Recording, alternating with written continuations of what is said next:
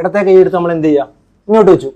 ഇപ്പൊ ഒരാൾക്ക് ഷോക്ക് അടിച്ച് എന്ത് ചെയ്യും? ഇപ്പൊ ഷോക്ക് ഏറ്റുകൊണ്ടിരിക്കുവാണ്. ഈ സമയത്ത് ചെയ്യേണ്ടത്, നമ്മൾ ഒരിക്കലും പോയി ആ ഒരാളെ പിടിക്കാൻ പാടില്ല. പിടിച്ചു കഴിഞ്ഞാൽ നമുക്ക് ഷോക്ക് അടിക്കും. നമ്മൾ ചെയ്യേണ്ടത് നമ്മുടെ ചുറ്റുപാട് നിരീക്ഷിക്കുക. എന്തെങ്കിലും കറണ്ട് പ്രവഹിക്കാത്ത വസ്തുക്കൾ എന്ന് വെച്ചാൽ പ്ലാസ്റ്റിക്കിന്റെ കസേരയാവാം, അല്ലെങ്കിൽ ചിലപ്പോൾ സ്കൂൾ ബാഗ് ആകാം, അങ്ങനെയുള്ള എന്തെങ്കിലും ഒരു വസ്തു എടുക്കുക. അതിനുശേഷം എന്ത് ചെയ്യുക, നമ്മൾ ഇങ്ങനെ അടിക്കാൻ പാടില്ല. ഇങ്ങനെ അടിച്ചാൽ എന്ത് പറ്റും? ഇങ്ങനെ അടിച്ചു കഴിഞ്ഞാൽ ഇദ്ദേഹം വീണ്ടും ആ ഷോക്ക് വരുന്ന അങ്ങോട്ട് തന്നെ വീഴാൻ സാധ്യതയുണ്ട്. അപ്പൊ നമ്മൾ ചെയ്യേണ്ടത് ഇങ്ങനെ അടിക്കുക എന്ന് വെച്ചാൽ അടിയിൽ നിന്ന് തെറിപ്പിക്കുക, അടിച്ച് തെറിപ്പിക്കുക എന്ന് പറയും. അപ്പൊ അങ്ങോട്ടേ വീഴുള്ളൂ, അതുമായിട്ട് ബന്ധം വരില്ല. ഇത് കഴിഞ്ഞ് എന്താ ചെയ്യേണ്ടത്? ഇനി വീണ് കഴിഞ്ഞാൽ നമ്മൾ ചെയ്യേണ്ട കുറച്ച് കാര്യങ്ങളുണ്ട്. ആ കാര്യങ്ങൾ നമുക്ക് നോക്കാം. തീർച്ചയായിട്ടും ഇത് പഠിക്കേണ്ടത് തന്നെ. അതെ, ഷോക്കേറ്റ് ഇപ്പൊ നമ്മൾ തട്ടിയിട്ട പോലെ തട്ടി ഇട്ടു, അല്ലെ ഷോക്കേറ്റ് കഴിഞ്ഞ് കിടക്കുവാണ്. നമ്മൾ അടുത്ത് വരുമ്പോൾ വേറെ ലൈൻ കമ്പി ഒന്നും സാധനങ്ങളൊന്നും ഇല്ലെന്ന് ഉറപ്പ് വരുത്തുക. അതിനുശേഷം ഇദ്ദേഹത്തിന്റെ അടുത്ത് വരിക. ഒന്നും ഇല്ലെങ്കിൽ ഇദ്ദേഹത്തിന്റെ അടുത്ത് വരിക, ഉണ്ടെങ്കിൽ അത് മാറ്റിയിട്ട് വേണം അടുത്ത് വരാനായിട്ട്. വന്നതിന് ശേഷം നമ്മൾ ആദ്യം തന്നെ ടെസ്റ്റ് ചെയ്യേണ്ടത് പൾസ് ചെക്ക് ചെയ്യണം. ഇവിടെ ഇങ്ങനെ പിടിച്ചു. പൾസ് എന്ന് പറഞ്ഞാൽ നമ്മൾ ഈ കയ്യിലൊക്കെ പൾസ് നോക്കിയാൽ കിട്ടത്തില്ല. ഇവിടെ കറക്റ്റ് ആയിട്ട് കിട്ടും. ഇവിടെ കിട്ടും. ഇതിന്റെ കരോട്ടിഡ് പൾസ് എന്നാണ്. ഈ പൾസ് നമ്മൾ എല്ലാവരും ഒന്ന് വെച്ച് നോക്കി അറിയാൻ പറ്റും. നല്ല ടിക് ടിക് ടിക് ടിക് എന്ന് പറഞ്ഞാൽ അപ്പൊ നമ്മുടെ ഏത് പൾസ് കിട്ടിയാലും ഈ ഒരു കരോട്ടിഡ് പൾസ് നമുക്ക് കിട്ടും. അപ്പൊ അവിടെ ഒന്ന് ടച്ച് ചെയ്ത് നോക്കുക, 2 വിരൽ വെച്ചിട്ട്. അത് ഉണ്ടെങ്കിൽ അദ്ദേഹത്തിന് ശ്വസിക്കാൻ പറ്റുന്നുണ്ട്, വേറെ കുഴപ്പങ്ങളൊന്നുമില്ല. അപ്പൊ വേറെ ഒന്നും ചെയ്യണ്ട, അതിന് വേണ്ടി ചെയ്യണം. കാരണം ഇദ്ദേഹത്തിന്റെ ചിലപ്പോൾ നാക്ക് ഈ ഷോക്ക് അടിക്കുന്ന സമയത്ത് ഇങ്ങനെ കടിച്ചിരിക്കും, അല്ലെങ്കിൽ നാക്ക് അകത്തോട്ട് ഇറങ്ങിയിരിക്കും. അപ്പൊ നമ്മൾ എന്ത് ചെയ്യുക, ഇദ്ദേഹത്തിന്റെ വാ തുറന്നതിന് ശേഷം നാക്കൊന്ന് പുറത്തേക്ക് വെക്കുക, അല്ലെങ്കിൽ ക്ലിയർ ചെയ്യുക, ആ എയർവേ ക്ലിയർ ചെയ്യുക. അപ്പൊ ചിലപ്പോൾ ഇങ്ങനെയൊക്കെ ഇരിക്കുമായിരിക്കും.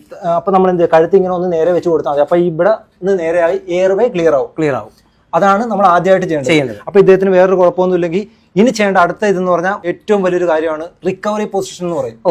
അതെങ്ങനെ പഠിച്ചത്? അത് ഇന്റർനാഷണൽ ലെവലിലുള്ള ഒരു പൊസിഷനാണ്. നമ്മൾ യൂട്യൂബ് കാര്യങ്ങളൊക്കെ എടുത്ത് നോക്കി അറിയാൻ പറ്റും. ഇപ്പൊ നിങ്ങൾ വീഡിയോ കാണുന്നവർ നോക്കിയാൽ കാണാൻ പറ്റും. റിക്കവറി പൊസിഷൻ എന്താണെന്ന് നോക്കി നിങ്ങൾക്ക് അറിയാൻ പറ്റും. അതിനായിട്ട് ചെയ്യേണ്ടത് നമ്മുടെ ഈ ഇടത്തെ കൈ എടുത്ത് നമ്മൾ എന്ത് ചെയ്യുക, ഇങ്ങോട്ട് വെച്ചു.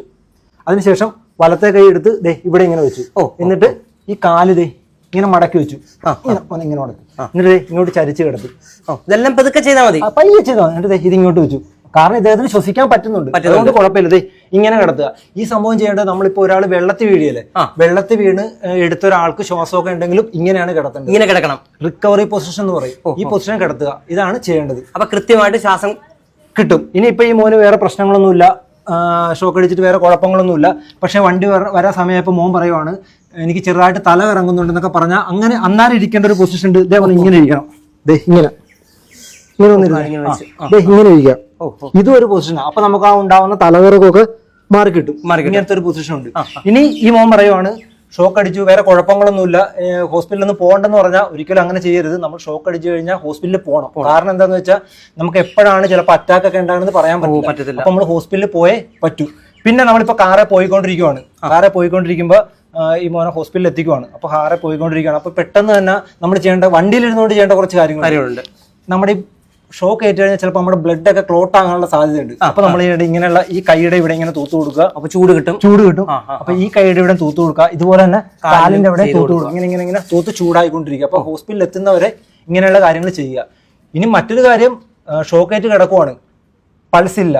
ആ സമയത്ത് നമ്മൾ ചെയ്യേണ്ടതാണ് CPR കൊടുക്കുക. എന്ന് വെച്ചാൽ നമ്മൾ കൈ വെച്ചിട്ട് നെഞ്ചത്ത് CPR അത് ചെയ്യുക. അത് ചെയ്തിട്ടാണ് ഹോസ്പിറ്റലിൽ എത്തിക്കേണ്ടത്. അപ്പൊ ഇത് ശരിക്കും ഇപ്പൊ നമുക്ക് വണ്ടി വരുന്നതിന് എന്തുവായാലും ഒരു ടൈം കിട്ടും. ആ ഒരു ഗ്യാപ്പിനകത്ത് നമ്മൾ ഇത്രയും കാര്യങ്ങൾ ചെയ്യണം. അല്ല നമ്മളൊരു ആളെ ഷോക്ക് ഏറ്റ് കഴിഞ്ഞാൽ അയാളെ വെറുതെ എടുത്ത് ഹോസ്പിറ്റലിൽ കൊണ്ടുപോയി ഉറപ്പായിട്ടും ആളുടെ കാര്യം ഇതാവും. ഒന്നാമത്തെ കാര്യം പ്രചന, ഇപ്പൊ ഈ മഴയും ഒക്കെ ആവുന്നുണ്ട്, ഈ സ്വിച്ച് ബോർഡുകളും ഒക്കെ കറണ്ട് കൂടുതലായിട്ട് വരുന്ന ഒരു സമയമാണ്. പിന്നെ ഏറ്റവും പ്രധാനപ്പെട്ട കാര്യം എന്ന് വെച്ചാൽ നമ്മൾ ഈ ചാർജർ കുത്തിയിട്ടിട്ട് ചാർജറിന്റെ വള്ളി എല്ലായിടത്തും തൂങ്ങിക്കിടക്കും. അപ്പൊ അത് ഈ പിള്ളേർ കുഞ്ഞു കുട്ടികളൊക്കെ ഉള്ള വീടാണെങ്കിൽ നമ്മളെ ശ്രദ്ധിക്കണം. നമ്മൾ മൊബൈൽ ഊരിട്ട് അങ്ങ് പോകും. ഇതെടുത്ത് വായിൽ വെക്കാൻ സാധ്യതയുണ്ട്. അപ്പൊ അതൊക്കെ ശ്രദ്ധിക്കുക. നനഞ്ഞ കൈ കൊണ്ട് പിടിക്കാതിരിക്കുക. പിന്നെ അയൺ ബോക്സ് ചെയ്യുവാണെങ്കിൽ നമ്മൾ ചെരുപ്പിട്ട് ചെയ്യുക. വീടിനകത്താണെങ്കിലും നമ്മൾ ചെരുപ്പില്ലാതെ അയൺ ബോക്സ് ഒന്നും ചെയ്യരുത്, ചെരുപ്പിട്ട് ചെയ്യുക. ഇങ്ങനെയുള്ള ഒരുപാട് കാര്യങ്ങൾ ശ്രദ്ധിക്കുക. അത്യാവശ്യം നമ്മുടെ വീടിന്റെ അകത്തുള്ള സ്വിച്ച് ബോർഡ്, കാരണം വെള്ളം നനഞ്ഞ് കൂടുതലായിട്ട് എല്ലായിടത്തും കറണ്ട് ആവാൻ ചാൻസ് ഉണ്ട്. അതെ. അപ്പൊ ഇങ്ങനെയുള്ള കാര്യങ്ങൾ എല്ലാ സ്കൂളിലും പഠിപ്പിച്ചു കൊടുക്കുക, കുട്ടികൾക്ക് പഠിപ്പിച്ചു കൊടുക്കുക. ഇങ്ങനെയുള്ള എന്ത് കാര്യം ഉണ്ടായാലും ഫസ്റ്റ് എയ്ഡ് നമ്മൾ തുടക്കം ആ സമയത്ത് എന്ത് ചെയ്യുന്നു എന്നുള്ളതാണ് ഏറ്റവും. തീർച്ചയായിട്ടും ഇത് സ്കൂളിലാണ് പഠിപ്പിച്ചു കൊടുക്കേണ്ടത്. കുട്ടികൾക്ക് ഒരു പെട്ടെന്ന് സംഭവം ഉണ്ടായി കഴിഞ്ഞാൽ നമ്മൾ ചെയ്യുന്ന ഒരു അപകടം ഉണ്ടായി എല്ലാവരും കൂടി നിൽക്കും, അല്ലെ പെട്ടെന്ന് എടുത്ത് ആശുപത്രി കൊണ്ടുപോകും. ഈ ആശുപത്രി കൊണ്ടുപോകുന്നതിന് മുമ്പ് ചെയ്യേണ്ടതാണ് ഫസ്റ്റ് എയ്ഡ്. അത് ഡോക്ടർമാർ വരെ പറയുന്നതാണ് ഫസ്റ്റ് എയ്ഡ് ചെയ്തിട്ട് കൊണ്ടുപോകുന്നത്. അതാണ് ഏറ്റവും പ്രധാനപ്പെട്ട കാര്യം. അപ്പൊ ശരിക്കും ഇതിന്റെ ഒരു പ്രത്യേകത ഞാൻ പിന്നെയും പറയുന്നത്, ഇതേവരെ 8 വർഷത്തെ എക്സ്പീരിയൻസ് ആണ്. അപ്പം നമ്മുടെ ഡയൽ കെയറിലെ വരുന്ന നേരത്തെയുള്ള വീഡിയോകളെല്ലാം ഇതുപോലുള്ള ഗുണം എന്ന് പറഞ്ഞാൽ എന്താണ് ഒരു അപകടം പറ്റിയാൽ ചെയ്യേണ്ടതെന്നുള്ള പല വീഡിയോ ഇതിനകത്തുണ്ട്. കേരള ഫയർഫോഴ്സിലായിരുന്നു 8 വർഷത്തോളം. അപ്പൊ അവിടെ വർക്ക് ചെയ്യുമ്പോൾ ഒരുപാട് കേസ് ഇതുപോലെ നമ്മൾ അറ്റൻഡ് ചെയ്തിട്ടുണ്ട്. പല പല കേസുകൾ മറ്റേ KCB ഉദ്യോഗസ്ഥർ വരെ മേളിൽ കുടുങ്ങിയിരിക്കുന്ന അങ്ങനെ ഒരുപാട് കേസുകൾ ഷോക്ക് അടിച്ചുള്ള നമ്മൾ അറ്റൻഡ് ചെയ്തിട്ടുണ്ട്. മെയിൻ ആയിട്ട് ഇതിനൊരു ട്രെയിനിങ് തന്നെ ഉണ്ടല്ലോ. ട്രെയിനിങ് ഉണ്ട് പിന്നെ. പക്ഷെ ഇത് ഈ കാര്യങ്ങൾ പഠിച്ച് ചെയ്യാന്നുള്ളതാണ് ഏറ്റവും. ഇത് പിന്നെ വേറൊരു കാര്യമുണ്ട്. ഇപ്പൊ ട്രെയിനിങ് മാത്രമല്ല, ഇവരൊക്കെ ശരിക്കും ഒരു 8 വർഷം കൊണ്ട് ചെയ്തതാണ്. അപ്പൊ അത്ര ഒരു എക്സ്പീരിയൻസ് ഇതിനകത്തുണ്ട്. എല്ലാവരും ഇതൊക്കെ പഠിച്ചിരിക്കും തീർച്ചയായിട്ടും.